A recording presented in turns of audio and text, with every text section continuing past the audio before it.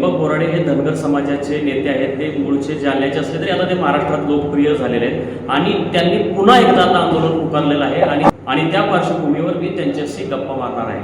तर बोराडेजी, लय भारीमध्ये आपलं स्वागत, धन्यवाद। तर आता मला पहिल्यांदा हे सांगा की तुम्ही येत्या 16 तारखेला आंदोलन पुकारलेलं आहे, तर 16 तारीख का निवडली तुम्ही?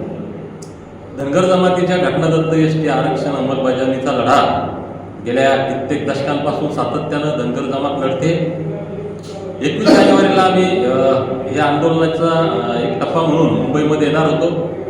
मुंबईचा आझाद मैदान या आंदोलनासाठी निर्धारित एक जागा आहे आणि त्या जागी येणं, आंदोलन करणं, आमच्या वेदना, आमचे दुःख, आमच्या भावना, आमच्या मागण्या मायबाप सरकारपुढं मांडणं हे प्रत्येक नागरिकाचा एक संविधानिक अधिकार आहे।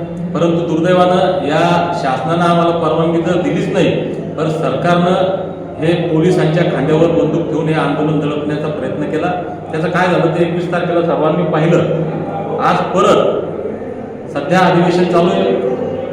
अधिवेशन काळामध्ये आंदोलनं होतात। आता सध्या मुंबईच्या आझाद मैदानामध्ये कंटिन्युअस वेगवेगळ्या पक्षांच्या, संघटनांचे, वेगवेगळ्या समाजातील घटकांचे आंदोलनं सध्या सुरू आहेत। कारण अधिवेशन काळामध्येच आपल्या मागण्या मांडण्यासाठी लोक मुंबईमध्ये येत असतात आणि या अधिवेशन काळामध्ये आमचं आंदोलन व्हावं ही भावना होती। परंतु बऱ्याच गोष्टींचा विचार करून आम्ही थोडं थांबलो होतो।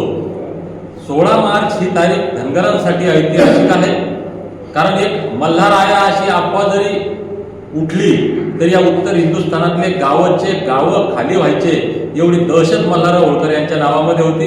ज्या मोहम्मद शाह अब्दालीनं या अर्ध्या अधिक आशिया खंडामध्ये आपली दहशत प्रस्थापित केली होती, त्या मोहम्मद शाह अब्दालीच्या अफगाणिस्तानमध्ये जाऊन मराठेशाहीचा झेंडा फडकवणारे मल्हारराव होळकरशाहीचे संस्थापक यांची जयंती 16 मार्चला आहे आणि ती जयंती मुंबईच्या आझाद मैदानामध्ये साजरी करून धनगर जमातीच्या एसटी आरक्षणाचा हा लढा अधिक तीव्र करायचा, आमचं भावना, आमच्या दुःख आणि गेल्या 70 वर्षाचा आमच्यावरचा अन्याय दूर करण्यासाठी, आमच्या घटनादत्त अधिकाराची अंमलबजावणी व्हावी यासाठी 16 मार्चला मुंबईच्या आझाद मैदानामध्ये आम्ही येणार आहोत। आतापर्यंत या आंदोलनाच्या संदर्भात रीतसर परवानग्या आझाद मैदान पोलीस स्टेशन जे आहे त्या पोलीस स्टेशनला आपण परवानगीचे अर्ज दिलेले आहेत। ज्या फॉर्मॅटमध्ये त्यांना अर्ज पाहिजे पोलिसांना त्या फॉर्मॅटमध्ये बदलून दिलेला आहे। आम्ही पोलिसांना अत्यंत नम्रपणे, जबाबदारीनं सांगितलं की आम्ही संविधानाला मानतो,